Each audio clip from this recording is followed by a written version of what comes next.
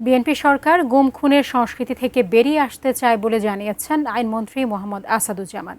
তিনি বলেছেন, বিএনপি জুলাই সনদ মানতে বাধ্য, সরকারের চিন্তা স্বচ্ছ এবং দেশকে সামনের দিকে এগিয়ে নেওয়ার কাজ চলছে। সোমবার সকালে রাজধানীর সিরজাপ মিলনায়তনে সেন্টার ফর গভর্নেন্স স্টাডিজ আয়োজিত এক অনুষ্ঠানে এসব কথা বলেন আইনমন্ত্রী।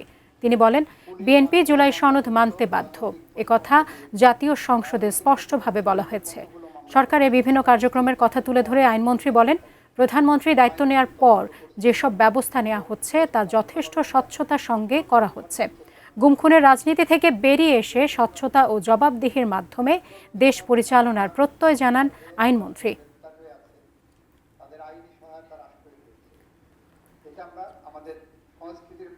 পুলিশ গুম করবে, পুলিশের অপরাধ পুলিশই তদন্ত করবে, এটা কেমন কথা? এই জায়গাটা প্রথম আপনাদেরকে ক্লিয়ার করি।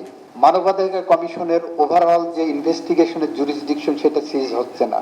বিরোধী দলকে বললাম আপনারা 5 জন নাম দেন, ওনারা পরবর্তী অধিবেশনে দিতে চাইলেন। আমরা দফায় দফায় মিটিং করেছি, আমরা সেই নামগুলো পাইনি। ইন্টারপ্রিটেশন অফ দ্যাট সনদ, ইট ডেমনস্ট্রেটস যে বিএনপি জুলাই সনদ মানতে বাধ্য।